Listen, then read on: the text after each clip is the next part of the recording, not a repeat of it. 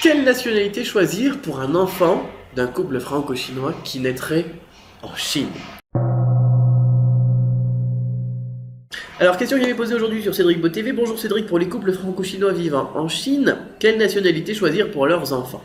Quels documents obtiendront-ils à la naissance pour résider en Chine toute leur vie s'ils prennent la nationalité française? Merci pour toutes tes vidéos, continue comme ça. Alors, il faut savoir que mon fils notamment a la nationalité française. Et pour résider en Chine, il a tout simplement besoin d'un visa. Voilà, il n'y a aucun document obtenu à la naissance par le fait qu'il soit né en Chine ou en France pour résider en Chine toute sa vie. Ça, c'est très très important. Alors bon, moi il est né en France, mais le principe est le même. Donc, quelle nationalité choisir pour vos enfants? Il faut savoir que si vous choisissez la nationalité chinoise, vous aurez pareil, peut-être besoin d'un visa pour aller en France. La Chine ne reconnaît pas la double nationalité, donc là c'est un petit peu compliqué.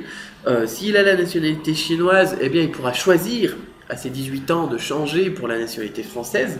Donc, s'il a la nationalité française, il ne pourra jamais choisir pour avoir la nationalité chinoise. Donc ça c'est aussi quelque chose qu'il faut noter. Et peut-être pouvoir garder en trichant un petit peu, garder les deux, je ne sais pas si ça c'est possible, mais en règle générale, une seule nationalité est possible.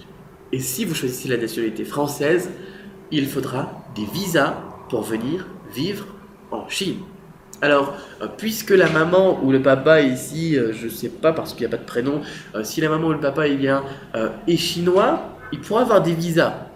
Généralement 1 an, renouvelable tous les ans. Parfois on peut avoir 2 ans, renouvelable donc tous les 2 ans, ou 5 ans maximum. Mais dans tous les cas, il faudra passer par la case visa. Alors bon, c'est pas des visas qui coûtent cher, c'est pas des visas qui sont difficiles à avoir, mais il faut savoir que ça reste un étranger. Voilà, la maman a beau être chinoise, ou le papa a beau être chinois, je sais pas ici, eh bien, ça ne change rien, il reste étranger, il a besoin d'un visa. Alors généralement, les visas ils sont donnés quand même, parce qu'on ne va pas empêcher un enfant d'aller avec ses parents, mais il n'y a aucun document qui lui permet de rester en Chine toute sa vie. Et bien pareil, s'il a la nationalité chinoise, il faudra faire des processus, des processus d'immigration avec l'Office national de l'immigration, donc en France, pour regroupement familial, etc. Si vous voulez ensuite vous installer en France. Un petit peu comme votre épouse ou votre épouse, si vous voulez aller en France, elle doit faire des paperasses pour avoir une carte de séjour. Au début, c'est 1 an renouvelable tous les ans, et ensuite on peut passer la carte de 10 ans, le titre de séjour 10 ans.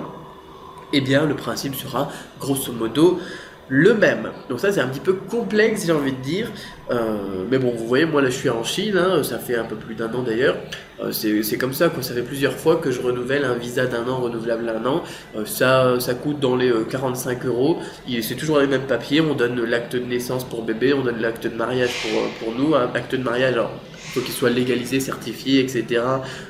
Ça dépend si vous êtes marié en France ou en Chine, mais c'est pas très compliqué. Et puis tous les ans c'est la même chose, il suffit de ramener les mêmes papiers, et puis passeport, et puis 45-50 € à peu près, et puis vous êtes reparti pour 1 an.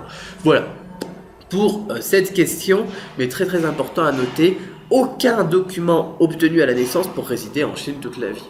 Voilà, c'est très très important. Donc, s'ils naissent en Chine, bien évidemment, ils seront inscrits sur le sur le livret de famille, probablement, je suppose. Votre épouse elle a peut-être fait ça, ou elle va peut-être faire ça. Et à partir du moment où il ne sort pas du pays, on pourra dire qu'il est chinois. Mais il faudra ensuite, si vous le souhaitez, donc faire la procédure pour obtenir la nationalité française, ou le déclarer à l'ambassade en France, etc. Alors là, je sais pas, c'est un petit peu compliqué pour ça. Mais donc, vous avez mon exemple, vous avez mon cas, et vous pouvez donc deviner un petit peu que c'est pas si facile que ça. Voilà, et puis si ils naissent en Chine, tenez-moi au courant s'il y a des différences par rapport à moi, parce que, en tout cas, moi, je n'ai que cette expérience-là et que ces connaissances-là.